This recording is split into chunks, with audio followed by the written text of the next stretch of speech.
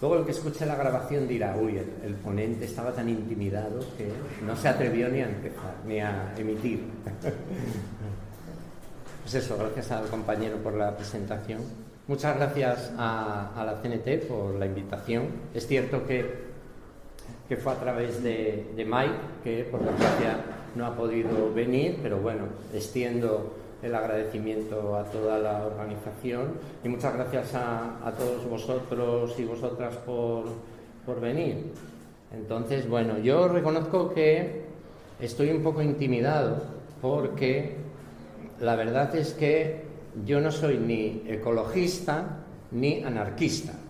Es decir, yo no soy experto en ninguna materia relacionada con el ecologismo, ni tampoco soy militante ni en el movimiento ecologista ni en ninguna otra organización. Entonces, lógicamente, alguno de vosotros puede decir, bueno, entonces, ¿tú qué haces ahí, no?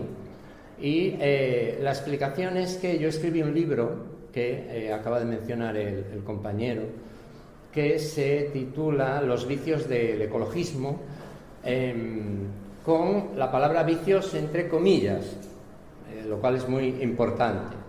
Y ese libro lo escribí porque yo me sentía muy concernido con el desastre ambiental, con la catástrofe, el ecocidio, como lo queramos llamar, que estamos presenciando en pleno desarrollo, pero también bastante insatisfecho con las soluciones o los planteamientos, los enfoques de la mayor parte de las organizaciones y de las tendencias del movimiento ecologista. Por eso el subtítulo de mi libro, que por desgracia no está aquí, la verdad es que podría haberlo traído, pero bueno, no tiene importancia. El subtítulo, como digo, es el abismo entre el diagnóstico y las soluciones. Entonces, esto es lo primero que quería decir. Yo no soy un científico, yo no os voy a hablar extensamente de los tipping points o de los límites ecológicos, ni de la acidificación de los océanos. Bueno, ya sabéis que todo eso está fatal, además de mal en peor, pero no es mi campo. Y lo que sí voy a hacer es un planteamiento crítico con las propuestas sociales y políticas del movimiento ecologista, en concreto con el de crecimiento, que es un poco la propuesta estrella y más transversal dentro del movimiento ecologista. Entonces, a partir de ahí yo voy a tratar de desarrollar un hilo conductor que me llevará a una conclusión que puede parecer un poco atrevida o quizás un poco provocadora, que sería más o menos la siguiente. Ya os hago el spoiler, lo adelanto desde el principio. La conclusión sería que tanto el movimiento ecologista como el sindicalismo o el movimiento obrero tienen que trascender sus asuntos particulares para, de alguna manera, fusionarse. ¿Y por qué digo esto? Como trataré de explicar, el motivo de este planteamiento es que el problema ecológico y lo que yo denominaré la crisis del trabajo, o en general la crisis del capitalismo o la degradación del capitalismo, en realidad son dos caras de la misma moneda, es decir, son dos aspectos muy relacionados de un mismo asunto, que es la degradación del sistema capitalista, sobre todo en las últimas décadas, que es la que ha provocado el ecocidio acelerado y también la crisis del trabajo, entendiendo crisis del trabajo como, para que me entendáis ya también desde el principio, pues la paradoja que tiene que afrontar el movimiento sindical, en general el movimiento obrero, en su planteamiento de lucha de clases entre trabajadores y empresarios, explotadores y explotados, ¿no? La paradoja que tiene que afrontar el movimiento obrero, como digo, entre la defensa de su clase y la crítica del trabajo en sí mismo, sobre todo teniendo en cuenta el carácter, y aquí es donde entra obviamente el ecologismo, el carácter ecocida, tóxico, nocivo, de una gran parte de los trabajos o de las industrias o de los empleos que se desarrollan en nuestras sociedades desarrolladas. Bueno, pues ese sería un poco el planteamiento general así de esta charla, que también me gustaría que fuera participativa y que en cualquier momento, si os suscita alguna idea o tenéis alguna pregunta o alguna matización, pues podéis interrumpir sobre la marcha, vamos, sin ningún problema. Entonces, a pesar de lo que he dicho de mi planteamiento crítico con el movimiento ecologista, nada más lejos de mi intención que cualquier complicidad con los delirios ecofascistas o negacionistas o cualquier cosa por el estilo. Es decir, yo como observador comparto plenamente la evidencia científica. Y entonces voy a citar un par de fragmentos. Hago alguna cita, pocas, para no abrumar con referencias, pero sí de vez en cuando cedo la palabra a los que han dicho las cosas bien dichas, que yo comparto, y además las han dicho mejor que yo, para que ellos expresen, y entonces alguna vez haré alguna cita. Y en concreto este diagnóstico demoledor es de un economista francés que se llama Lordon, que dice: en realidad es muy sencillo. Hoy tenemos muy claro que la manera en que hemos vivido hasta ahora, la manera capitalista, conduce al desastre general, ecológico y social. De ahí que debamos cambiarla por completo. Este es el diagnóstico que yo suscribo. Es decir, vamos acelerando hacia el abismo, como en las películas de los años 50 de James Dean, cuando hacían carreras de coches hacia el precipicio a ver quién frenaba más tarde, ¿no? Bueno, pues esta civilización está realmente jodida, está condenada pues al colapso o al abismo ecosocial, de seguir por estos derroteros, ¿no? Lo cual además tiene un agravante, que es que no debería ser así. Es decir, es una dinámica irracional, aparte de degenerativa, aparte de autodestructiva, es irracional.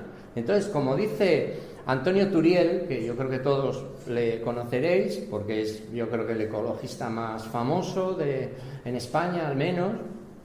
Y por cierto, he de decir que desde el primer día identificó perfectamente la causa del apagón que ocurrió hace mes y medio, perfectamente. Desde el primer día, Turiel escribió además un post explicando perfectamente cuál era la causa, ¿no? O sea que es un experto, para mí, cualificadísimo, el mayor que hay en España, y además es bastante libertario, es bastante, podríamos decir, radical en sus planteamientos sociopolíticos, ¿no? Entonces dice Turiel sobre la irracionalidad de nuestra sociedad.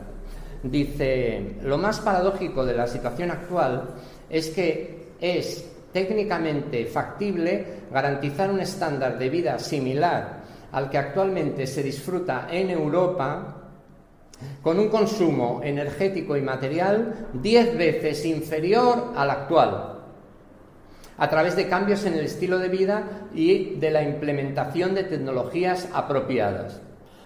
Si no se adoptan estos cambios es porque el cambio del sistema social se considera imposible, por cuanto comporta el abandono del capitalismo. Es decir, que si no fuera por el capitalismo, aunque esto también es un asunto polémico, probablemente dando un uso racional a las tecnologías aprovechables que existen en la actualidad, por supuesto no al armamento nuclear, ni a la maquinaria motorizada del transporte, por ejemplo, pero sí a otro tipo de tecnologías. Se podría alimentar, se podría dar un nivel de vida aceptable, digno, a toda la población mundial.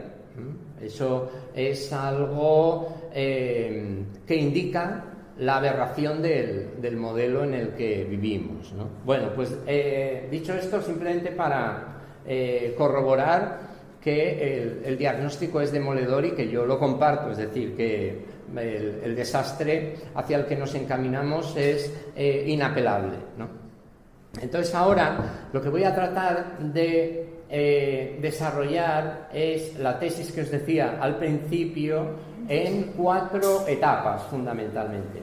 La primera sería explicar por qué pienso yo, argumentándolo con datos y con referencias históricas, que existe lo que podríamos denominar un matrimonio infeliz, si me permitís la expresión, o un diálogo de sordos entre el ecologismo y el movimiento obrero, desde los orígenes. Estoy hablando, desde los orígenes del ecologismo, es decir, dar un poco de genealogía histórica de este diálogo de sordos, de esta, aparente incompatibilidad entre los dos asuntos, ¿no? Cuando, pues no debería ser así, en mi opinión, como decía al principio.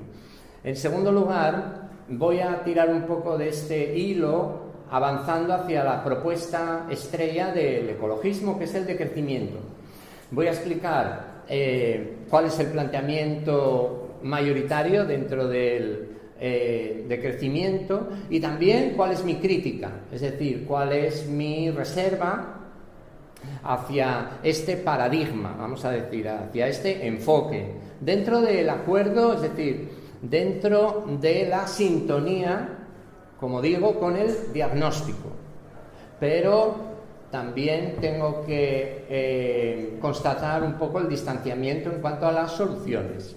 Y no solo a las soluciones, sino también al enfoque, vamos a decir, de la llamada transición, ¿no? Lo que se conoce como, que es uno de los... hola, buenas tardes. Hombre, Denis, tú ven aquí, me sustituyes y continúas. Que Denis es mi espectador más fiel. Bueno, estoy un poco tirando del hilo, Denis. Pues esta transición ecosocial, que es uno de los ejes de este encuentro, es una de las propuestas, obviamente, del decrecentismo y, yo soy un poco crítico con este planteamiento. Luego, en tercer lugar... ¿Cómo lo tipificarías tú? ¿El qué? El momento de tránsito.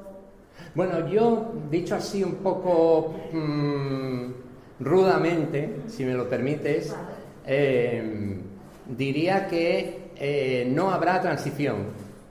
O sea, no existe ninguna posibilidad de transición. Pero bueno, para no adelantarnos, voy a tratar de argumentarlo, pero la idea es esa. A mí me parece un paradigma o un planteamiento erróneo, porque implica un gradualismo que no tiene sustento, no tiene fundamento en la realidad degenerativa del capitalismo, cada vez más agresivo, cada vez más depredador, y tampoco en la capacidad de el antagonismo social o político de introducir cambios en el rumbo catastrófico que llevamos, ¿no? Pero bueno, estoy adelantándome un poco al desarrollo del planteamiento. Entonces, en tercer lugar, trataré de explicar la tesis que os decía al principio, yendo ya un poco al meollo del asunto, que sería, por un lado, la conexión entre el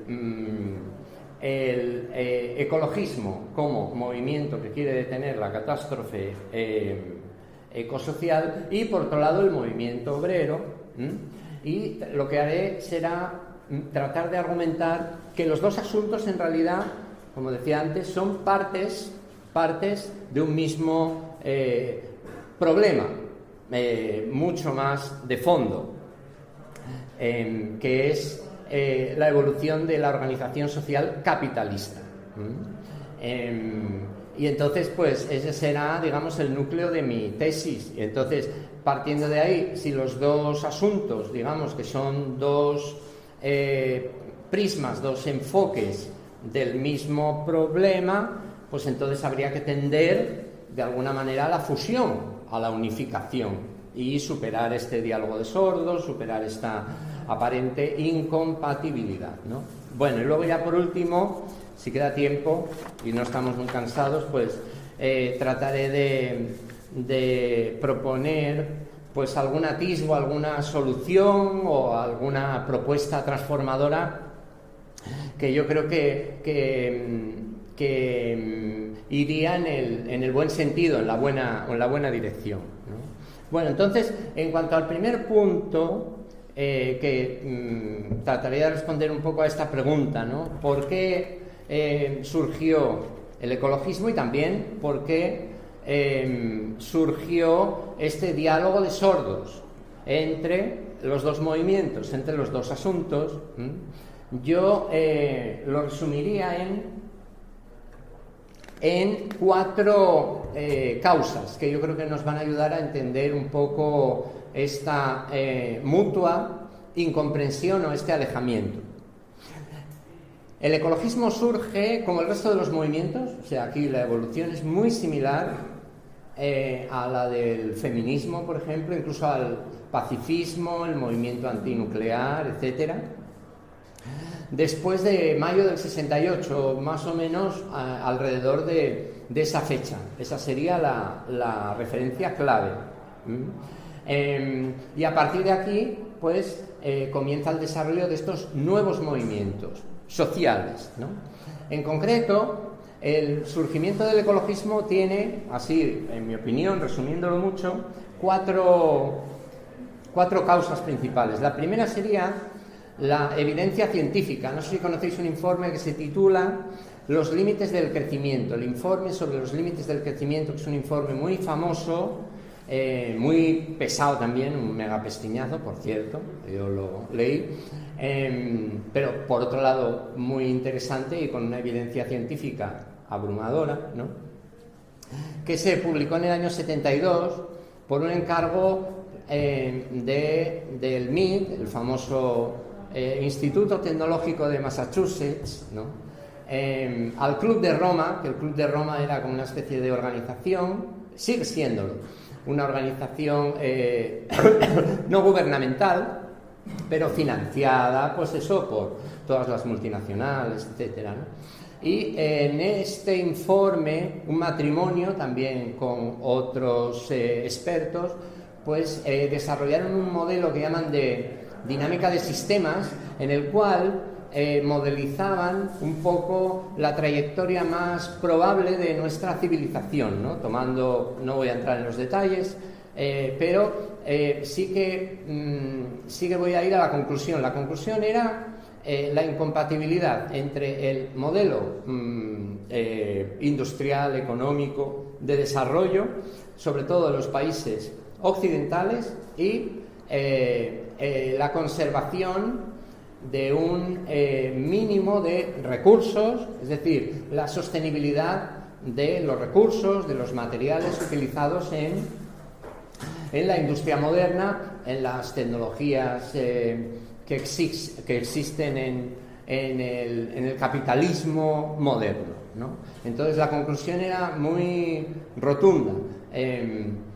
El crecimiento económico capitalista era incompatible con la sostenibilidad de las fuentes de energía y de los recursos materiales. Por lo tanto, es un documento muy importante porque, digamos, que no viene desde una organización revolucionaria ni nada por el estilo, sino más bien todo lo contrario, ¿no? Es una constatación de la trayectoria, digamos, suicida del capital. y, como os digo, tiene medio siglo. Bueno, pues este es un primer aldabonazo, un primer aviso de la insostenibilidad del modelo de acumulación de capital vigente, ¿no? Una segunda causa del surgimiento del ecologismo y del diálogo de sordos con el movimiento obrero es, como digo, el surgimiento de los nuevos movimientos tras el 68 y, sobre todo, la denuncia del productivismo de la izquierda tradicional, principalmente del movimiento obrero y también principalmente del movimiento obrero mayoritario en la década de los 60 y de los 70 en Europa occidental. Como sabemos, aquí en España las circunstancias eran muy diferentes, que era el movimiento marxista, ¿no? Los partidos y sindicatos más bien de orientación marxista, que tenían un planteamiento productivista, de que a medida que se desarrollaran las fuerzas productivas, pues iba a ser más sencilla la socialización de esas fuerzas productivas y se iba a llegar a una transformación de las relaciones de producción en un sentido, bueno, socialista, vamos a decir, ¿no?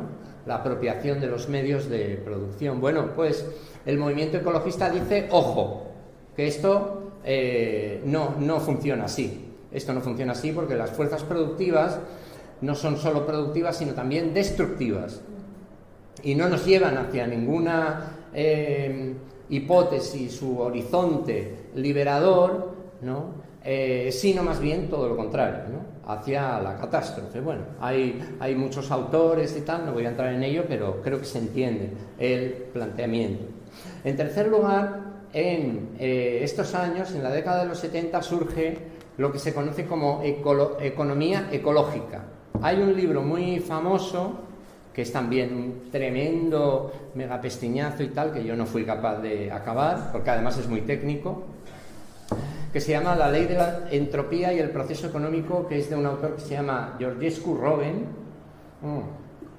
que es del año 71, más o menos como el informe de los límites del crecimiento, y que es el texto fundacional de la economía ecológica. Entonces, ¿cuál es la importancia de la economía ecológica en relación con esta crítica del productivismo de la tradición marxista? Pues fundamental, porque la economía ecológica lo que dice es que la economía es un proceso, es un flujo de energía y materiales que desemboca en un aumento de la entropía, es decir, que no hay circularidad, es decir, que la producción, que cualquier proceso económico es un proceso que disipa energía, que consume energía y materiales que no se van a recuperar. Por lo tanto, dentro de los enfoques económicos, llamémosles críticos, como el marxismo, se tiene que incorporar este aspecto como un límite infranqueable, además, de la producción capitalista, cosa que hasta ese momento no se había hecho. Es decir, que la economía ecológica lo que hace es una crítica no solo de la economía convencional, de la economía neoclásica ortodoxa, que como todos sabemos, pues es una, yo lo llamo música celestial, que legitima el orden capitalista, simplemente, ¿no? Falseando completamente las relaciones económicas y sociales, sino también de una crítica del marxismo, de Marx y de toda la tradición marxista, por este productivismo, por esta visión ciega ante la destrucción de la naturaleza, el consumo insostenible de energía y materiales relacionado con la acumulación de capital. Entonces, hay una cita de Martínez Alier, que es quizás el economista ecológico más importante en España, que define muy bien este nuevo paradigma. Dice: la economía puede describirse de otra manera, como un sistema de transformación de energía y de materiales en productos y servicios útiles y finalmente en residuos, es decir, en un aumento de la entropía. Esto es la economía ecológica. Entonces es un enfoque crítico, y esto es lo que más nos interesa ahora a nosotros, crítico con la teoría económica marxista, con el análisis de Marx incluso del valor trabajo. Bueno, aquí hay unas polémicas interminables en las que tampoco voy a entrar. Sí que os recomendaría un autor que se llama Jason Moore, que por cierto estuvo hace poco en Madrid, en Traficantes de Sueños, que tiene una tesis muy interesante sobre el capitaloceno. El libro se llama El capital en el antropoceno, aunque tiene varios, y la tesis de Moore es que hay que reformar la teoría del valor trabajo de Marx, que como sabéis Marx decía que el valor de las mercancías estaba en función del tiempo de trabajo socialmente necesario para producirlas, ¿no? Bueno, en fin, tampoco vamos a entrar en esto, que han corrido océanos de tinta. Pero Moore y otros economistas ecológicos hacen una enmienda, no a la totalidad, sino parcial, diciendo, muy bien, el tiempo de trabajo socialmente necesario es importante, pero también es muy importante el consumo de energía y materiales. Eso hay que incorporarlo al valor de las mercancías. Incluso Moore, por ejemplo, habla también del trabajo doméstico. Como sabéis, es otro planteamiento clásico de la economía feminista, que también el trabajo doméstico, el trabajo reproductivo, el trabajo no pagado, se tiene que incorporar al valor de las mercancías, porque al fin y al cabo es el que produce la mercancía más importante, que es el propio trabajador. En fin, son cuestiones arduas y muy espinosas también, en las que, como digo, no voy a entrar, pero solo quiero registrar esta enmienda de la economía ecológica a la tradición del marxismo, a la tradición de la economía marxista, porque tiene mucha relación con este diálogo de sordos del que estoy hablando. Bueno, y por último, también en los años 70 surgen las primeras organizaciones propiamente ecologistas, es decir, el movimiento ecologista, igual que el feminista, también se empieza a estructurar, empieza a crear sus propias organizaciones independientes del movimiento obrero tradicional. Por ejemplo, en el año 71 se crea Greenpeace, un poco después se crea el Partido Verde Alemán,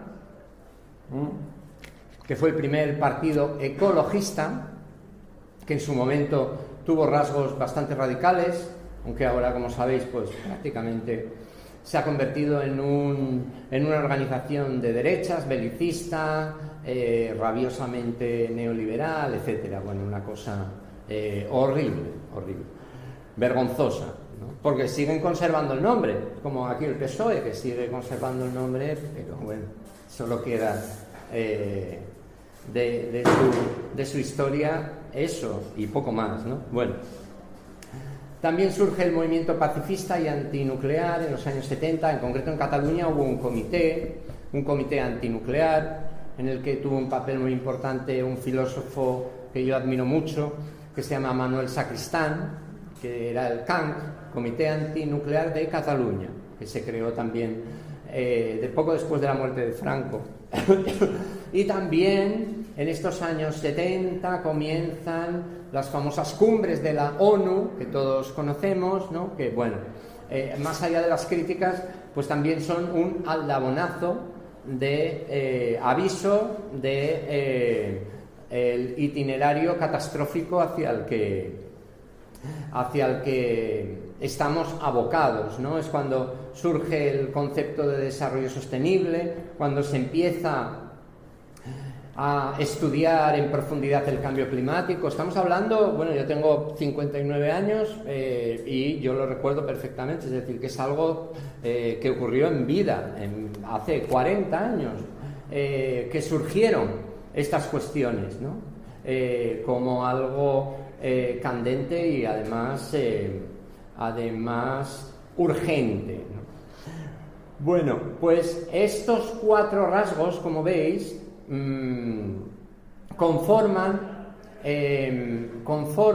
un retrato que yo diría que describe bastante bien esta incomprensión, este diálogo de sordos, es decir, cómo el movimiento ecologista, el activismo, la economía ecológica, las organizaciones ecologistas, de alguna manera surgen como crítica a los planteamientos clásicos productivistas del movimiento obrero, en general, sobre todo el marxismo, aunque también una parte del anarquismo, ¿no?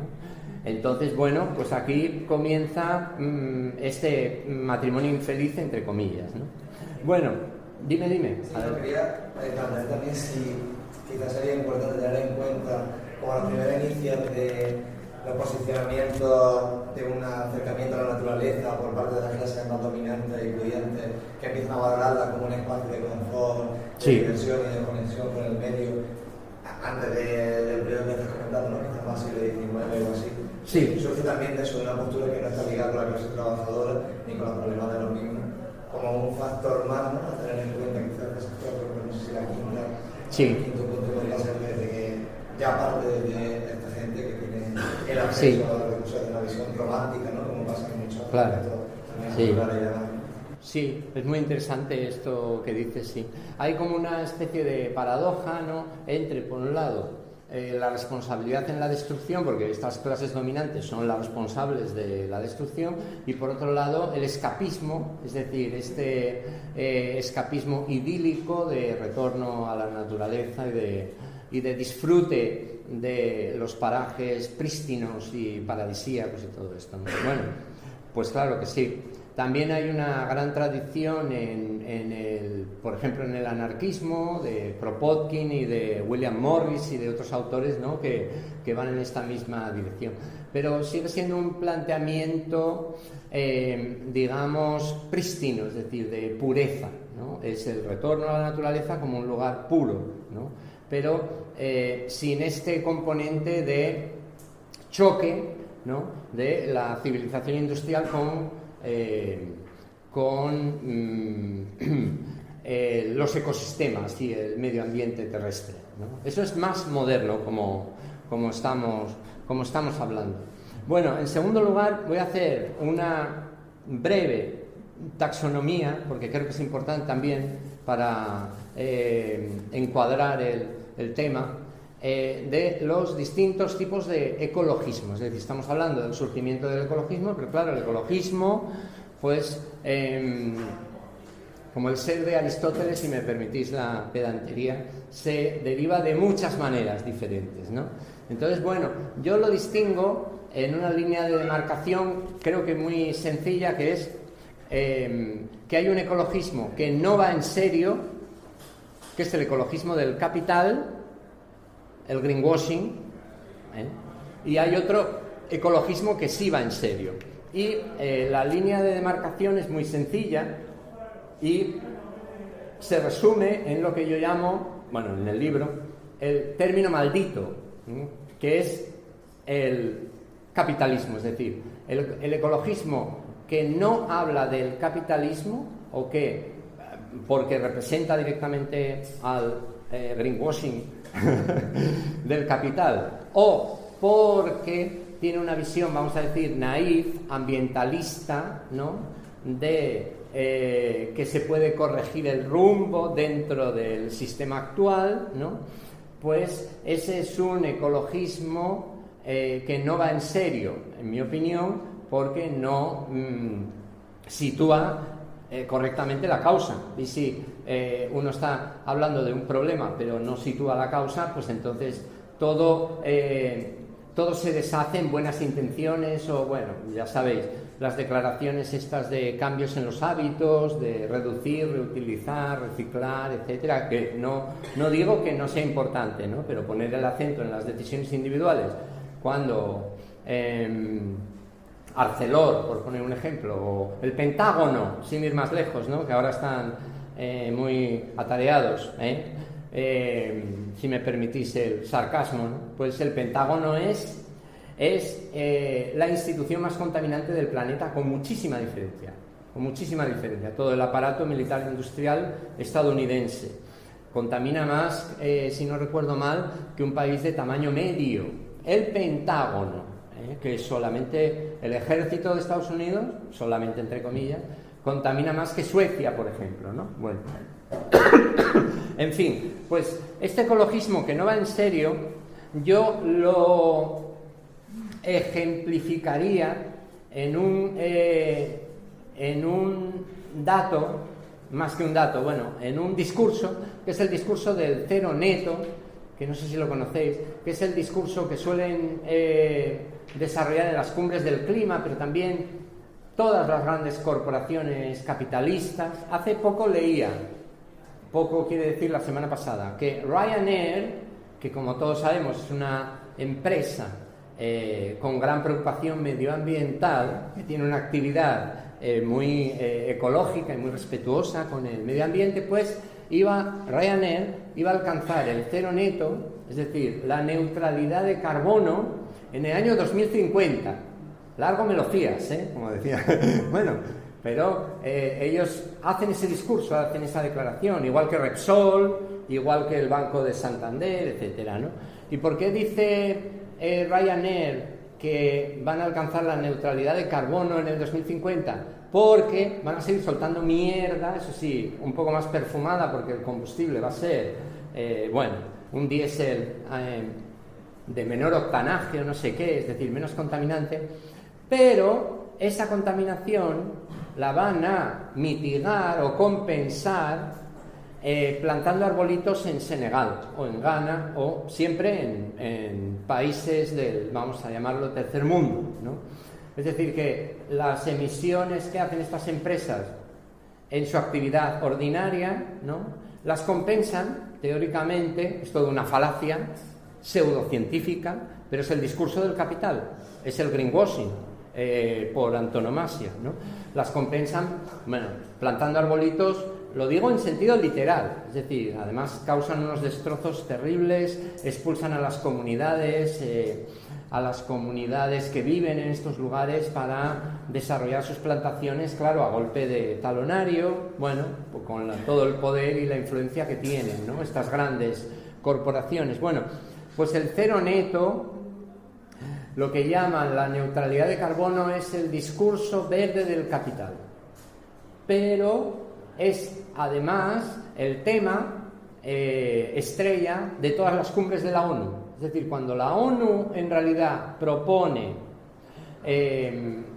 dar una solución al cambio climático, sobre todo, que es el tema estrella, como sabemos, pues su fundamento es este mecanismo aberrante de compensar la mierda que no tiene compensación posible, ¿no?, emitida por el sistema tecnoindustrial con supuestas emisiones compensatorias de oxígeno en otros lugares, ¿no? Bueno, no sé si lo conocíais, pero a mí me parece una de las grandes aberraciones de nuestra sociedad, ¿no?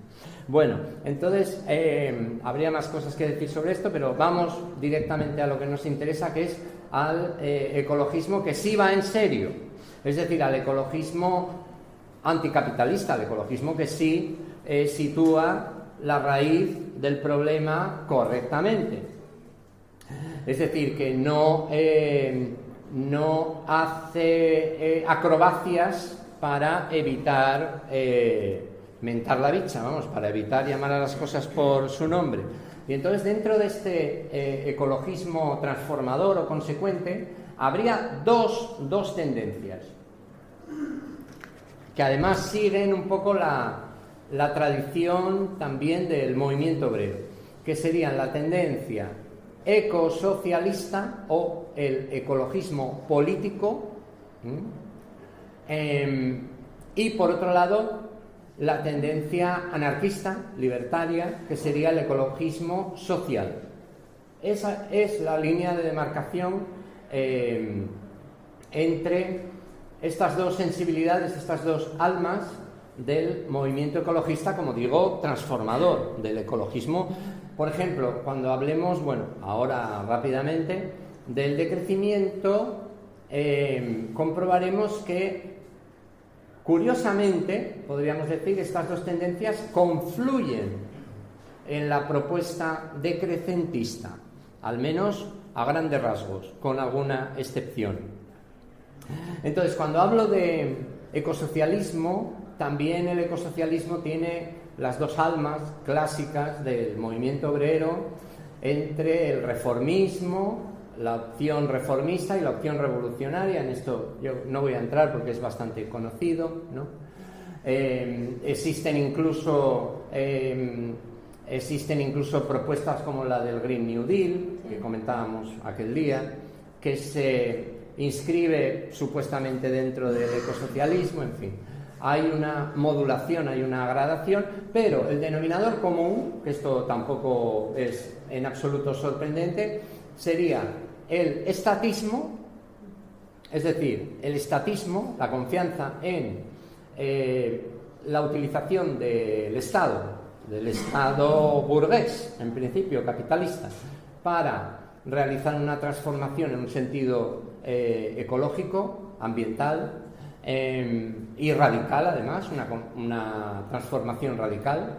Hay autores como Andreas Malm, que probablemente le conozcáis, muy famoso también, otro que se llama Kohei Saito, que hablan así de las grandes medidas, por ejemplo, que aparecen en los primeros decretos del Consejo de Comisarios del Pueblo de 1917, de Lenin, sí, expropiaciones, nacionalizaciones de las eléctricas, de la banca, es el discurso marxista tradicional. Y aparte de este rasgo estatista, como estamos hablando de un movimiento, bueno, social, pues también se desarrollan lo que ellos llaman estrategias duales. Estrategias duales significa, lo voy a explicar rápidamente con una cita de Jorge Rietzmann, que es otro ecologista muy famoso, de los más famosos, de los más importantes, de Ecologistas en Acción y de muchas tribunas y muchos foros. Y muy admirable, por otro lado, tiene planteamientos muy interesantes, aunque también otros que no lo son demasiado. Bueno, pues Jorge Rietzmann dice, hablando de las estrategias duales como fundamento del ecosocialismo de raíz marxista, dice, frente a esta tentación,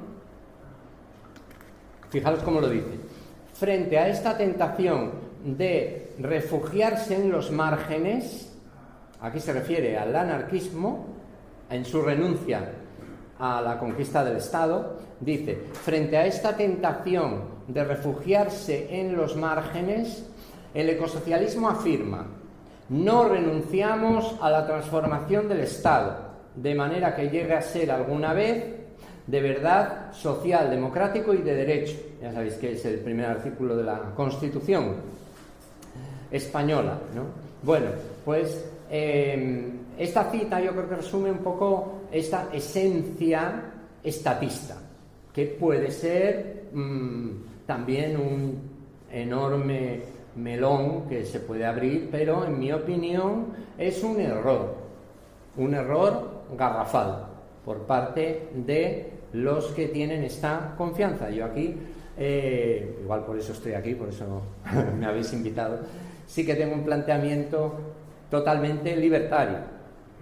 Es decir, el Estado burgués es irreformable y no se puede transformar a través de ningún procedimiento, ni mucho menos la toma del poder, ni ningún palacio de invierno, en un sentido transformador, socialista, revolucionario y ecologista, como lo queramos llamar. Pero bueno, este es el enfoque del ecosocialismo.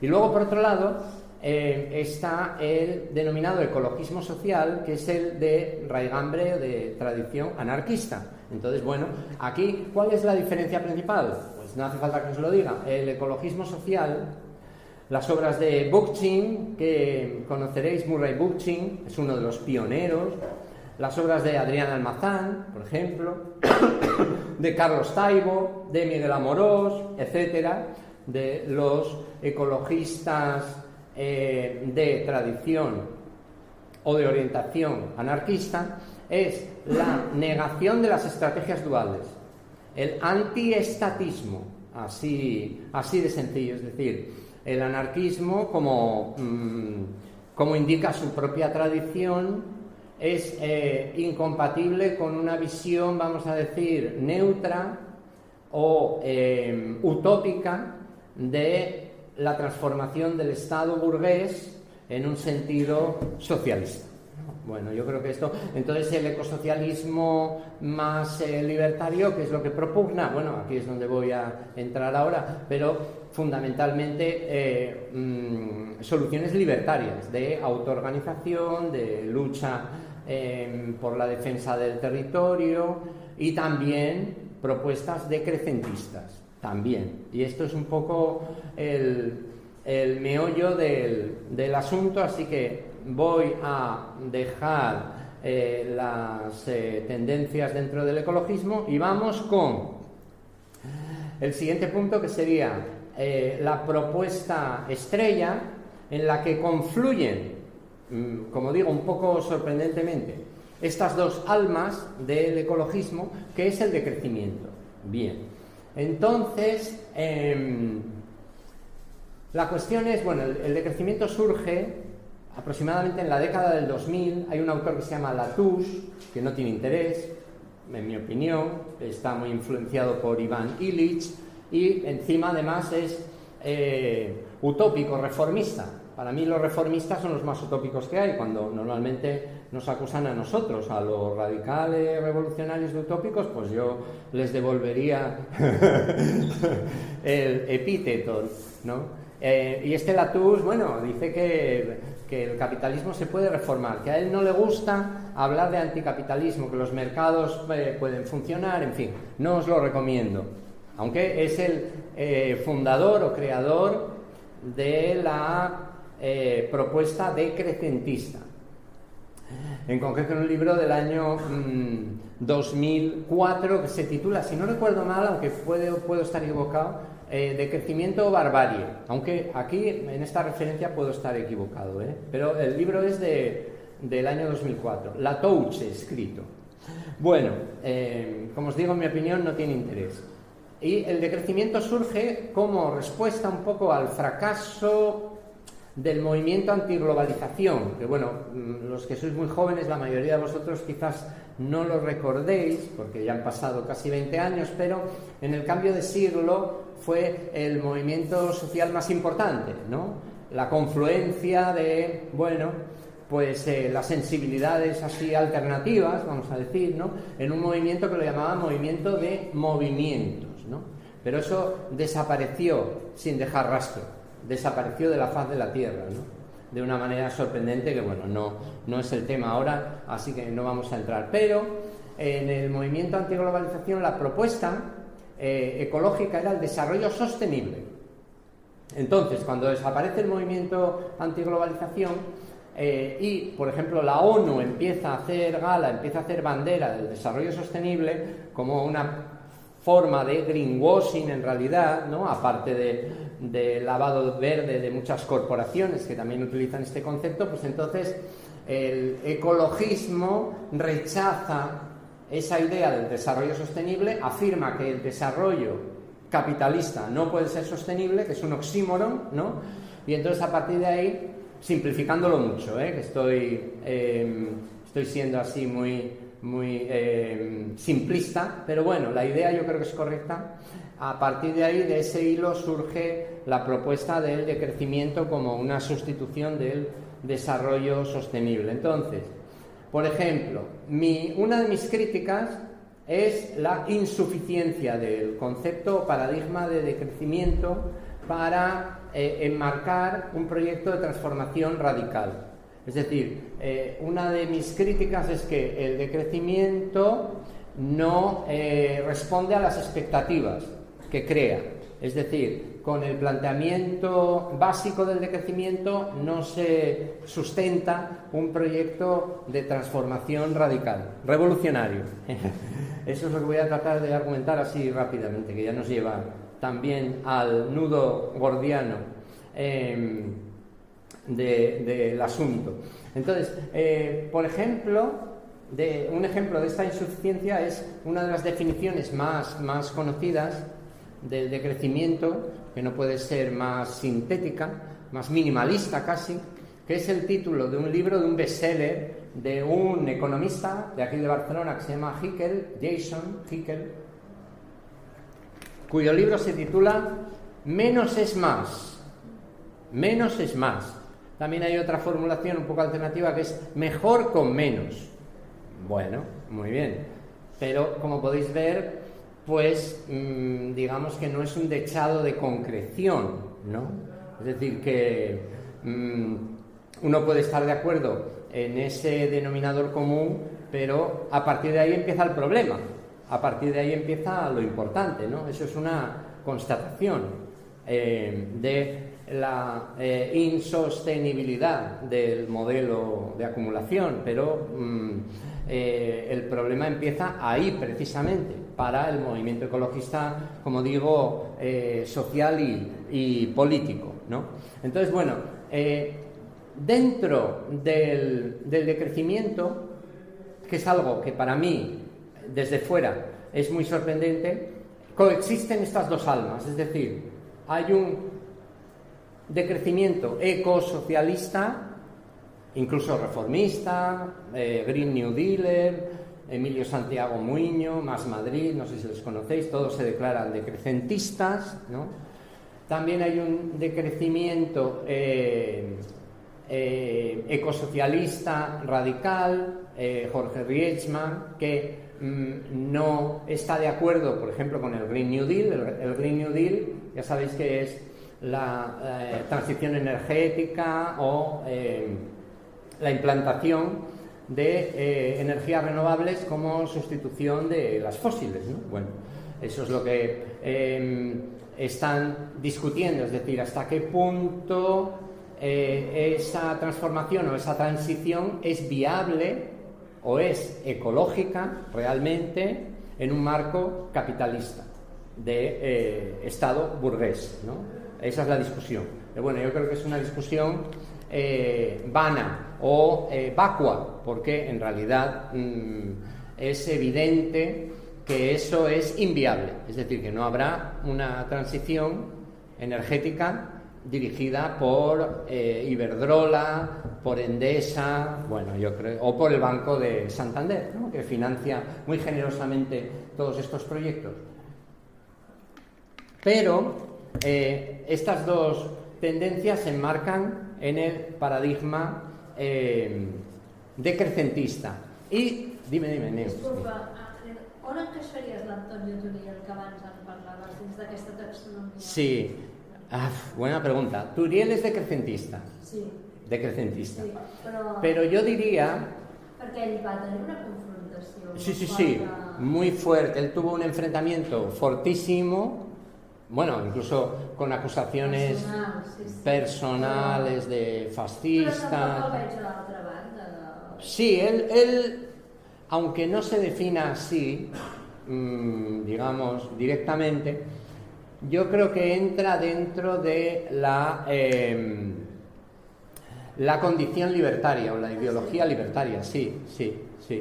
Yo tuve, bueno, voy a desvelar una... Sí, exacto, sí. Aunque es contradictorio, claro, yo ahí no me voy a poner en su lugar, ¿no? Yo le diría, Antonio, no te aclaras a veces, o sea, no eres coherente, ¿no?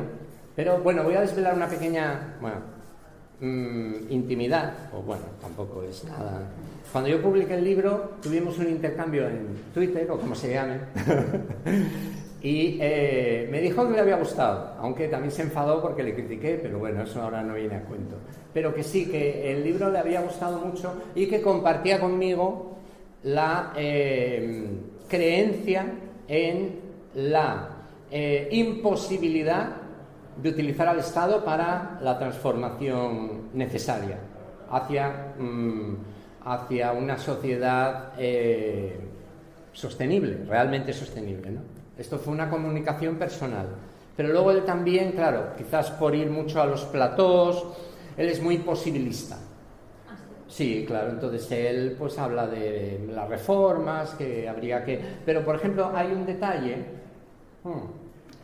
que yo comparto y que indica esta, vamos a decir, simpatía o decantación, que es su defensa de la relocalización de las fuentes de energía, que es muy interesante lo que dice, porque él es experto, él es técnico y sabe perfectamente pues que se puede hacer un molino de agua como en los inicios de la revolución industrial para producir energía, además con tecnología un poco moderna y tal, de una manera más eficiente y ecológica, por supuesto, ¿no? Es decir, que eso indica ya que, digamos, su querencia es más bien libertaria, ¿no? También defiende la reruralización. Qué palabra más. Es decir, un poco la vuelta, el desmantelamiento de las grandes urbes, la vuelta al campo, etcétera, ¿no? Pero bueno, quizás tendría que... Le puedo escribir, si todavía no me ha bloqueado, y se lo pregunto. Pero su desconfianza hacia el Estado yo creo que sí que es palmaria y no acepta, por ejemplo, ninguna componenda relacionada con la transición esta energética o el Green New Deal, no quiere saber nada. Bueno, ahí se produjo el enfrentamiento tan visceral. Bueno, entonces, voy a hacer un pequeño resumen de cuáles son las propuestas, es decir, qué es lo que propone el decrecimiento, y luego voy a acabar con mi crítica, así un poco ya la podéis intuir por dónde van los tiros, ¿no? Hay un estudio que se hizo hace 2 o 3 años que indica un poco la importancia, es decir, la trascendencia que tiene el paradigma del decrecimiento en la actualidad, ¿no? Que decía que los artículos o las tesis doctorales, los trabajos sobre el decrecimiento se habían multiplicado por 5 en los últimos 15 años aproximadamente. Es decir, que es el tema de moda, es el tema estrella dentro del ecologismo, ¿no? Radical, insisto, ¿no? Bueno, entonces uno podría preguntarse, pues, ¿cuáles son las propuestas? Pues, en mi opinión, las propuestas son un batiburrillo, es decir, no hay realmente un análisis, y aquí ya voy un poco a la crítica, no hay un análisis correcto, riguroso, de la conexión entre la degradación capitalista, la degradación endógena de la acumulación de capital y el ecocidio. Y como no hay una comprensión o un análisis correcto, en mi opinión, de esa conexión, las soluciones son cataplasmas, que yo califico de, bueno, batiburrillo. Son soluciones que se basan principalmente en el energitismo, es decir, en la reducción del consumo, reducción de la producción, la transición ecosocial, etcétera, y luego pues en todo un batiburrillo, ¿no?, que tengo aquí algunas que os puedo mencionar rápidamente. La propuesta estrella y transversal es la renta básica. La renta básica es la propuesta estrella del decrecimiento. Que en mi opinión es una propuesta utópica, que yo no comparto, aparte de estatista. Entonces, curiosamente, por ejemplo, Carlos Taibo, también Adrián Almazán en parte, también son partidarios de la renta básica, Bueno, pero a mí que me expliquen cómo se va a implementar eso, ¿no? Es decir, la solución para el conflicto que decíamos al principio entre ecologismo y sindicalismo o movimiento obrero es la renta básica, evidentemente. O sea, si se implementa, o sea, yo no estoy en contra, me parece maravilloso, ¿no? Pero, como se dice vulgarmente, átame esa mosca con el rabo o ponle el cascabel al gato. O sea, ¿qué sentido tiene defender o implementar una medida? Aparte es una medida reformista, monetaria, ¿no? Pero bueno, nadie se podría oponer en principio, ¿no? Que es completamente irrealizable, es decir, que no se sustenta, no aterriza, ¿no?, en la realidad social, política de un Estado neoliberal, capitalista, que va en las antípodas de ese tipo de propuestas, ¿no? Entonces, bueno, yo lo siento mucho, pero a mí eso me parece una carta a los Reyes Magos, ¿no? Pero es la propuesta estrella de crecimiento. Si tuviéramos que buscar un denominador común, ellos hablan de redistribución, de combinar la reducción, es decir, la adecuación del metabolismo socioecológico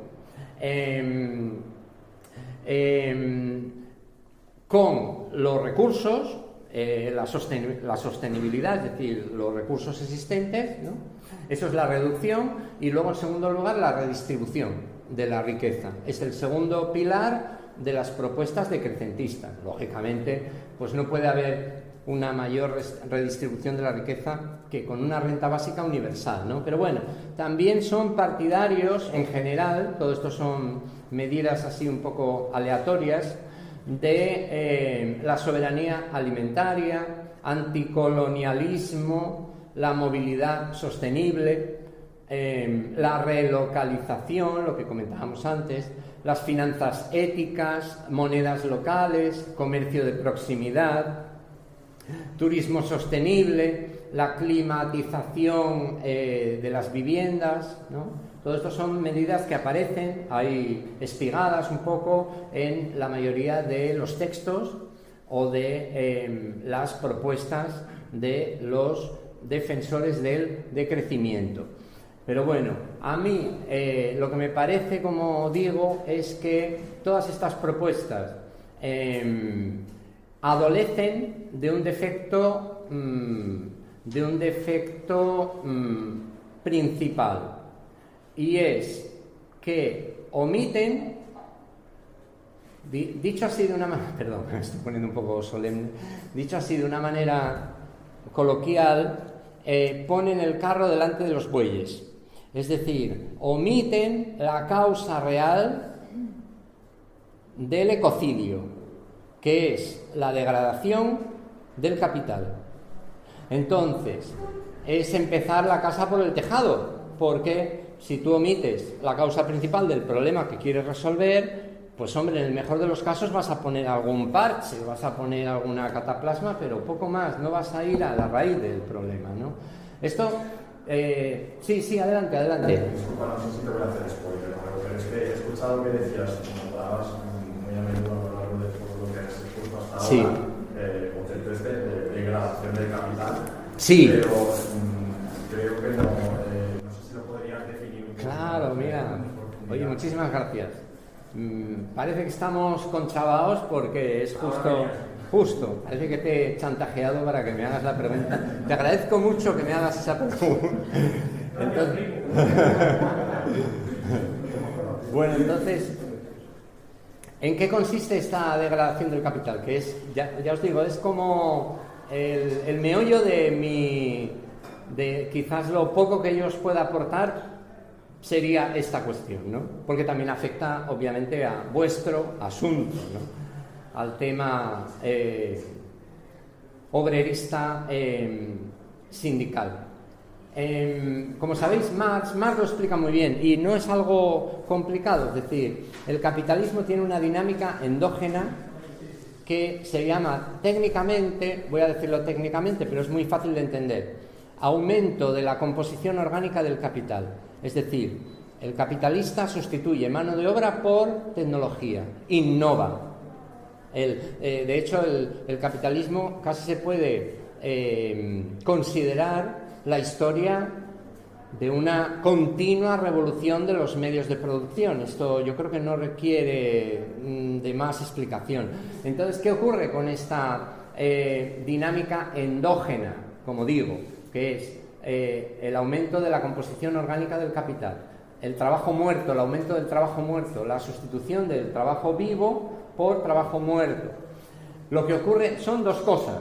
La primera, que provoca un consumo elevado, cada vez mayor, de energía y materiales, porque las tecnologías, solo tenemos que pensar en la inteligencia artificial, por ejemplo, el agua que consume, los metales, los minerales, las tierras raras, las instalaciones, la logística, etcétera, etcétera, etcétera, ¿no?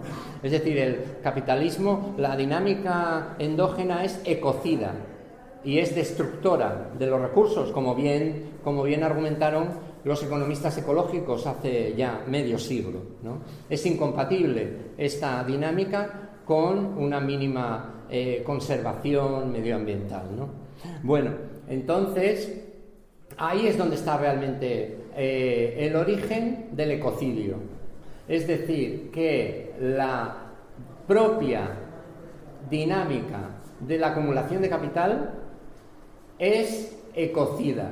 No se trata de un daño colateral, no se trata de un efecto secundario, no se trata de algo accesorio, sino, como os digo, de la propia esencia. Por lo tanto, para arreglar el ecocidio hay que extirpar esa dinámica, no queda otra.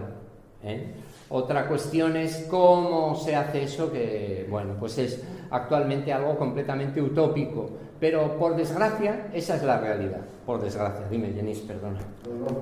Que creo que es importante que se entienda que esta dinámica es impersonal. Es decir, no responde a la voluntad de nadie. No hay unos señores o señoras malignos que deciden que las cosas se hagan de una manera, sino que es una relación social que se ha automatizado a lo largo de la historia y que la lógica de aumentar la productividad, ¿no? Para aumentar la ganancia, provoca todo esto. Más sí, exactamente, sí. Porque si no es muy fácil caer en la perspectiva de que, bueno, sí, que es lo del estatismo. Si sustituyes a unos gobernantes por otros, la cosa mejora. Por ejemplo, el discurso de las élites, también en cierta izquierda, pues está muy en boga, ¿no? Bueno, no es que sea falso, obviamente, no es falso, pero es superficial, enormemente superficial, ¿no? No se trata de que Elon Musk y Jeff Bezos, ¿no?, sean unos multimillonarios explotadores, que lo son, obviamente, ¿no? Pero si no son ellos, serían otros, ¿no? El problema es lo que Marx llamaba el sujeto automático, es decir, el propio mecanismo de generación de valor y de plusvalor a través de la explotación de la fuerza de trabajo, pues impele a la organización social capitalista hacia la renovación continua de los medios de producción, precisamente para ahorrar costes laborales, entre otras cuestiones, y aumentar la productividad, etcétera, ¿no? Y eso choca con los límites materiales, con los límites ecológicos. Bueno, pues sin este punto de partida no se puede entender cuál es realmente la causa del ecocidio. Y por desgracia, bueno, no por desgracia, sino en mi opinión, es el elefante en la habitación, es el gran ausente en el planteamiento de la inmensa mayoría, por no decir todos, los decrecentistas, los partidarios del decrecimiento. Ellos invierten un poco los términos, como digo, y ponen el acento en la reducción y la redistribución, pero sobre todo la reducción del metabolismo. Bueno, pero para reducir ese metabolismo habrá que extirpar esta, llamémosle, célula tumoral. No existe otra posibilidad. No sé si se entiende un poco lo que quiero decir. Y entonces, esto es lo que explica también este batiburrillo de propuestas y esta falta un poco de de coherencia o de incluso radicalidad en las propuestas, ¿no? Porque, en mi opinión, no se tiene que hablar de decrecimiento, lo voy a decir ya, sino de comunismo libertario, que es una propuesta que realmente va a la raíz del problema. Y ahí el decrecimiento vendrá como por añadidura, digamos, como algo natural, como algo completamente lógico a partir de una transformación radical de la sociedad, de todos los ámbitos de la sociedad, no solo el ecológico. Bueno, entonces quiero tirar de este hilo, ya voy, espero no estar enrollándome demasiado. ¿Qué hora es, más o menos? Son las 8:20. 8:20, una hora o algo así, ¿no? Bueno, pues yo creo que en 15-20 minutos puedo terminar y ya, bueno, os doy la palabra, que también podéis en cualquier momento, como estáis haciendo, que me gusta mucho, interrumpir, solo faltaría. Y entonces quiero tirar de este hilo, como digo, para ir al otro melón que quiero abrir, que es el que yo denominaría la crisis del trabajo capitalista. Y esto enlaza directamente, obviamente, con el movimiento sindical, con el anarcosindicalismo y en general con lo que se entiende por lucha de clases. Y quiero, como digo, tirar del mismo hilo porque en realidad la causa de esta crisis del trabajo es la misma que la del ecocidio. Es decir, la dinámica endógena, este sujeto automático capitalista, tiende a sustituir trabajo por capital, pero eso no hace que sea más capaz de prescindir del trabajo asalariado, porque el trabajo asalariado es la fuente del plusvalor, es la fuente de la explotación.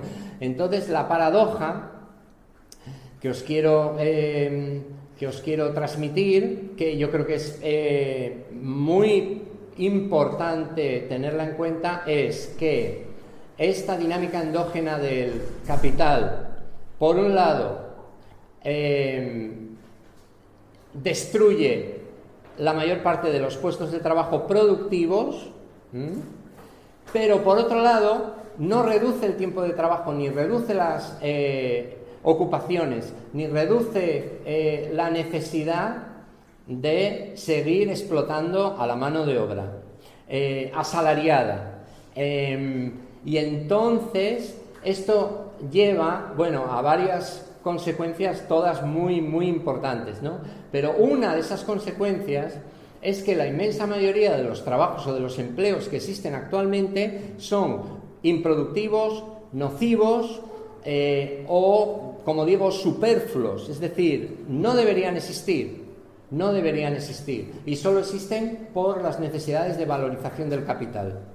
Entonces, voy a ilustrar esta tesis que, como digo, es la misma en realidad que la que comentaba antes como causa del ecocidio, con una cita de un autor que yo admiro mucho y cito mucho, que se llama Moise Poston, que tiene un libro extraordinario que se titula Tiempo, Trabajo y Dominación Social. Bueno, y entonces Poston explica lo que denomina la paradoja de la producción, la paradoja central de la producción en el capitalismo, y dice lo siguiente: por un lado, la tendencia del capital a generar incrementos continuos en la productividad da lugar a un aparato productivo de una sofisticación tecnológica considerable que hace que la producción de la riqueza material se vuelva básicamente independiente del gasto de tiempo de trabajo. Un poco lo que decía Turiel al principio, que con un 10% de los medios actuales tecnológicos pues se podría... Es un poco la misma tesis. Lo cual haría posible, socialmente hablando, la reducción general y a gran escala del tiempo de trabajo, así como cambios radicales en la naturaleza y en la organización social del trabajo. Sin embargo, estas posibilidades no se han realizado en el capitalismo. A pesar del recurso cada vez menor al trabajo industrial, el desarrollo de una producción tecnológicamente sofisticada no libera a la mayoría de las personas del trabajo fragmentado y repetitivo. Esto es lo que dice Poston. Entonces, para ilustrar un poco esta tesis para mí tan crucial, añadiría una cita, no voy a leerla entera, pero sí la voy a resumir, de Murray Bookchin, este ecologista que os comentaba antes, que dice nada menos que un 70% de la fuerza laboral del país, se refiere a Estados Unidos, pero bueno, podría ser extensible, no realiza trabajo productivo alguno, un 70%, que pueda ser traducido en términos de producción real para el mantenimiento de un sistema racional de distribución. Sus trabajos se limitan al mantenimiento de la economía capitalista, es decir, solo se justifican por la necesidad de continuar con la huida hacia adelante de la acumulación de capital, no por necesidades humanas, ni sociales, ni siquiera productivas, Entonces, bueno, yo creo que no hace falta que os ponga ejemplos, es decir, antes mencionábamos la industria militar, todo el sistema de transporte fosilista y ecocida, estas enormes corporaciones de la logística, el turismo es ecocida, además es improductivo, ¿no? Este país, por ejemplo, tiene como principal actividad económica, junto con la construcción, el turismo y todas las actividades aledañas, ¿no?, que están alrededor, pero el turismo es improductivo, por definición, porque depende de la riqueza generada en otros sectores o en otros lugares. Es algo que cualquiera puede entender. Por no hablar de la agricultura y ganadería intensivas, del modelo de crecimiento urbano, ¿no?, el modelo que llaman urban sprawl los ingleses, que significa desparrame urbano. De hecho, ahora en el mundo ya sabéis que las grandes urbes están creciendo de una manera exponencial, sobre todo en el tercer mundo, en unas condiciones horribles, ¿no? Bueno, todo el aparato de publicidad y marketing, muchas burocracias, ¿no?, administrativas, en concreto las de vigilancia, de seguridad, por supuesto el sistema financiero, ¿no? En fin, no voy a seguir, pero si nos paramos a pensar qué porcentaje del PIB representan estos sectores, ¿no?, pues yo creo que nos acercaríamos bastante al 70% del que hablaba Bookchin, ¿no? Pero hay algo más en cuanto a esta crisis del trabajo, es decir, a esta consecuencia de la degradación capitalista sobre el trabajo asalariado, que es algo incluso más profundo, y es que el trabajo asalariado, por su propia esencia, también contribuye al ecocidio. Es decir, que hay una contradicción entre el leitmotiv, vamos a decir, es decir, el motivo principal de existencia de, por ejemplo, una organización como esta, una organización sindical, con el carácter ecocida de una gran parte de las actividades económicas que se desarrollan.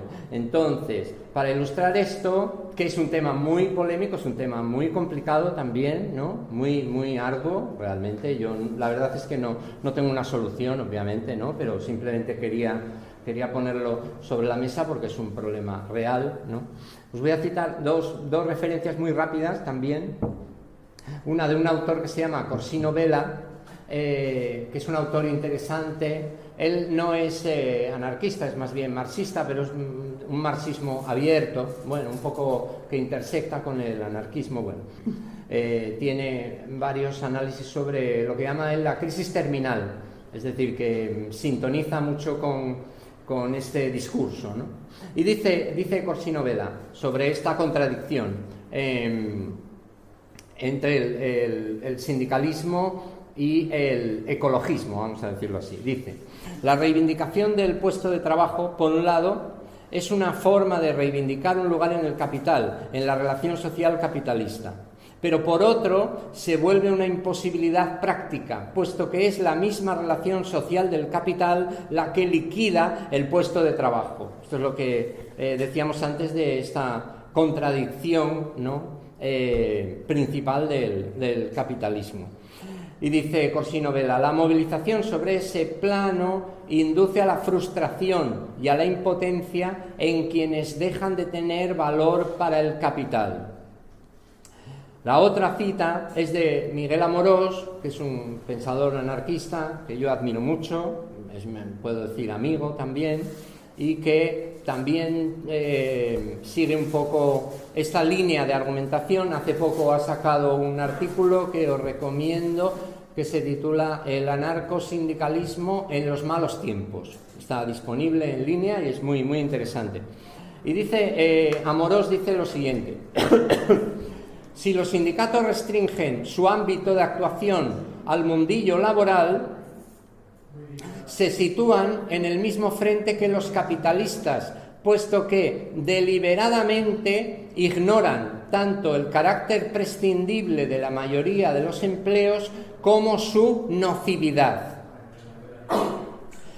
Por no hablar de la socialización imposible de muchas actividades industriales, especialmente de las relativas al campo. Él se refiere mucho a la agricultura industrial, intensiva, etcétera, ¿no? A medida que progresa la destrucción ambiental, la defensa del empleo entrará cada vez más en conflicto con la defensa de la tierra y de la especie. Bueno, entonces este es el planteamiento. Un poco para ilustrarlo, ya voy a ir concluyendo. Quería poner un par de ejemplos, bueno, bastante actuales y que vosotros seguro que conocéis mejor que yo. Uno es la movilización que hubo en Litera Meet en el último trimestre del año pasado. Yo aprovecho para decir, para que no haya duda al respecto, que yo la apoyo, esa movilización. Obviamente yo creo que las luchas defensivas son necesarias, son importantes, pero no son suficientes en absoluto, como trato de argumentar. Pero sí son necesarias. Hay que resistir y hay que dignificar y hay que luchar, digamos, en el paradigma tradicional, ¿no? Eso debe continuar, pero hay que añadirle esta cuestión tan espinosa, ¿no?, tan peliaguda. Y entonces, dentro de ese apoyo hacia la movilización en Litera Meet, que además era, vamos, de una justificación abrumadora por las condiciones que he leído, conozco un poco el tema y eran escandalosas, de esclavismo casi, de sobreexplotación. Habría que acompañarla de una constatación. Estamos hablando del mayor matadero de Europa, estamos hablando de una actividad que debería desaparecer. Esos puestos de trabajo deberían desaparecer, y esa empresa, por supuesto, ¿no? Los purines, ¿sabéis lo que son, no? La contaminación de los acuíferos, que están destruyendo las reservas de agua subterránea de todas estas zonas, ¿no? En parte por culpa de estos enormes mataderos industriales, ¿no? Hace poco, por cierto, Jenis, vi un tuit tuyo que me gustó, que celebrabas que se había prohibido, creo, una nueva instalación de esta empresa, ¿no? Es decir, que ya no se iba a desarrollar porque no se había autorizado, ¿no? Bueno, pues ese es un poco el melón, ese es un poco el asunto, ¿no? Ahora en Francia hay una polémica tremenda porque un movimiento que, bueno, yo admiré en sus inicios y ahora ya no tengo tan claro, aunque en la distancia tampoco tengo mucho conocimiento directo, como es lógico, ¿no? Pero bueno, que son los levantamientos o sublevaciones de la tierra, que en un manifiesto muy, muy polémico apoyaron las movilizaciones sindicales de defensa del empleo en la industria pesada, en la metalurgia, en la industria química, la gran industria química francesa. Y decían, el manifiesto de los levantamientos de la tierra decía lo siguiente: la lucha contra los despidos en la industria pesada francesa es una lucha ecologista. Era la pregunta, ¿no? Y decían, sí, la lucha contra los despidos es también una lucha ecológica, para detener la ofensiva patronal que pretende hacer pagar a los trabajadores el precio de la crisis económica y ecológica. Es decir, aquí hay un desplazamiento muy sutil, pero muy importante. Es decir, que siendo cierto que los culpables de la explotación y de la devastación ecológica son los mismos, son las grandes corporaciones capitalistas, lo que no se puede decir, en mi opinión, es que la lucha por la defensa de esos empleos sea una lucha ecológica. En todo caso sería una lucha sindical, pero no ecológica, porque son empleos que deberían desaparecer. Es decir, una petroquímica tiene que desaparecer. Y la industria metalúrgica, excuso decir, ¿no? Entonces, estas industrias pesadas son incompatibles con cualquier noción de un metabolismo, digamos, socionatural sostenible. Entonces, bueno, yo simplemente planteo el tema y yo creo que ya queda claro el asunto, bien arduo y probablemente sin solución. Porque, ya voy a acabar, como conclusión de este desarrollo, yo volvería al principio y simplemente haría una afirmación un poco provocadora. Los movimientos de un solo asunto, sea ecologismo o sindicalismo, o el movimiento por la vivienda o el movimiento feminista también, solo pueden aspirar a la reducción de daños, pero no a una transformación radical. Para una transformación radical hay que arrancar, hay que extirpar esa célula tumoral. Ese es el punto clave. Yo sé que esto es utópico, es decir, que esto ni está ni se le espera, no hay ningún siquiera atisbo de que nos vayamos acercando hacia este horizonte, más bien al revés, nos vamos acercando hacia el ecofascismo, hacia las soluciones autoritarias y la barbarie capitalista, pero cada vez más agresiva y cada vez más fascista directamente. Pero es necesario constatar la necesidad de afrontar esta cuestión, que además todos los clásicos la tenían muy clara, ¿no? Leyendo, por ejemplo, a Marx, sin ir más lejos, pero también a Kropotkin o a Malatesta o a Reclus, cualquiera de los... Pues esto que estamos diciendo ahora lo entenderían perfectamente, que esa transformación tiene que ser radical, ir a la raíz, ¿no? Entonces, bueno, ¿eso cómo se hace? Pues yo solo puedo dar algún atisbo. Por ejemplo, a mí hay un movimiento que se llama el sindicalismo social, que además tiene mucha raigambre libertaria, anarquista, ¿no? Que existe, por ejemplo, en un sitio que se llama La Villana de Vallecas, ¿no? Hay un autor que a mí me parece interesante, que se llama Pablo Carmona, que defiende en sus textos lo que él llama el sindicalismo social, que es la constitución de organizaciones transversales.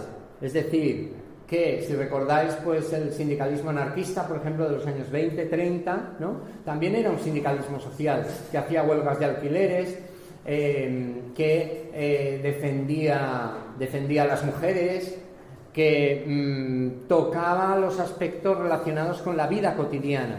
Entonces ahora, pues los movimientos ecologistas, feministas, por la vivienda, por la defensa del territorio, el antidesarrollismo que defiende Amorós, se tendrían que fusionar con el sindicalismo laboral. ¿Cómo se hace eso? Yo no lo sé, no tengo ninguna fórmula y no creo que exista. quizás estamos muy lejos de... Pero me parece la única manera de trascender la reducción de daños. Entonces, bueno, hay un par de ejemplos, y ya prometo que termino, de verdad, que irían en esta dirección, que son en los dos sentidos. En primer lugar, desde el ecologismo, un movimiento muy interesante es una protesta que está todavía en desarrollo contra la instalación de una factoría de Tesla, una gigafábrica que llaman, en un lugar de Alemania, en un sitio que se llama Brinheide, creo, eso da igual, ¿no? Y entonces estos jóvenes ecologistas, pero también hay sindicalistas, están oponiéndose a la apertura de una mega factoría de Tesla, que como sabemos es la mayor empresa de vehículos eléctricos, que eliminaría el bosque de la zona, todo el hábitat, todo el ecosistema hídrico también. Ya sabéis que estas megafactorías, consumen cantidades ingentes de agua, ¿no? Y entonces ellos tienen varios documentos, y en uno de ellos hacen una declaración de principios que es ecologista, pero también es sindicalista, y dicen: desde un punto de vista más amplio, se trata de una protesta contra la concepción de los sistemas de crecimiento capitalista verdes, entre comillas. Decimos que los coches limpios son una sucia mentira, dicen. No es cierto que vayan a resolver los problemas de la crisis climática. Los coches eléctricos son un problema porque las baterías de los coches Tesla utilizan materiales como el litio, el cobalto, que proceden de proyectos extractivos neocoloniales que explotan la tierra y a los seres humanos. Me parece un buen discurso. Y luego, desde el otro lado, desde el lado más sindical, conozco, porque la verdad es que son habas contadas, el caso de GKN en un sitio que está cerca de Florencia, que son unos trabajadores que ocuparon una fábrica, era una fábrica de coches, ¿no? Que creo que se llamaba Melrose, ¿no? Y entonces ellos la ocuparon y transformaron la fábrica, conservando el empleo, creo. También tienen un gran tejido cultural de apoyo con otras asociaciones y con colectivos del barrio, de la zona. La transformaron, hicieron una reconversión ecológica de verdad, en producción de bicicletas de carga y más, creo que también lo mencionamos en su momento, y más productos, digamos, de carácter ecológicamente intachable. Y a pesar de las dificultades, lo han conseguido hacer viable. Obviamente esto es una isla rodeada de un océano capitalista que lo tiene muy crudo, pero ahí está la propuesta, ¿no? También existen propuestas en algunos centros sociales, por ejemplo, de utilizar bienes comunes, lavadoras, electrodomésticos, todo tipo de bienes que actualmente son privativos, convertirlos en comunes. Por ejemplo, hay un sitio que se llama Errecaleor, que es el mayor barrio ocupado de España, que tienen, aparte de un sistema de autoabastecimiento energético con placas solares, también tienen lugares donde desarrollan las actividades compartidas y tienen los electrodomésticos. Ellos dicen, tenemos tan integrados y asumidos ciertos valores capitalistas que no nos damos cuenta del absurdo que supone tener una lavadora en cada casa. Vamos a dar un paso más y a prescindir de ciertos servicios en las viviendas para tenerlos en zonas comunes. Bueno, eso está en funcionamiento, existe. O sea, contra el argumento de que eso es utópico, de que eso es imposible, pues lo que hay que rebatir, lo que hay que hacer es decir que existir existe. Otra cosa es que se pueda extender o que se pueda escalar o que pueda tener una vigencia, digamos, más relevante en nuestra realidad. Esa es otra cuestión, pero existen estos atisbos, ¿no? Bueno, entonces, ya, la última cita que os voy a leer es una conclusión de un autor que se llama Bachet, Jérôme Bachet, que da un poco algún atisbo de esperanza, así para que no quede en el ambiente una sensación tan lúgubre. Bueno, pues lo que dice Bachet serían los motivos para la esperanza, una esperanza un poco agónica, pero bueno. Dice, finalmente, nuestra esperanza, nuestra oportunidad puede ubicarse en la confluencia de tres fenómenos que bien podrían entrelazarse y fortalecerse mutuamente. Nuestra capacidad para defender y expandir espacios parcialmente liberados, prefigurando así relaciones sociales y subjetividades no capitalistas, en primer lugar, un poco lo que estamos hablando ahora. En segundo lugar, la intensificación de la crisis estructural del capitalismo y su creciente incapacidad para superar los obstáculos y las contradicciones que su propia reproducción genera, un poco lo que comentábamos antes. Y en tercer lugar, la intromisión insurreccional de la madre tierra que grita la insostenibilidad del productivismo compulsivo y mortífero del capitalismo. Bueno, pues en esta confluencia, digamos, de líneas de desarrollo de atisbos de esperanza, pues tenemos que depositar también nosotros las pocas expectativas que tengamos, ¿no?, de revertir este desastre. Bueno, pues ya no me enrollo más, perdonar por la extensión. Y gracias, muchas gracias por la atención.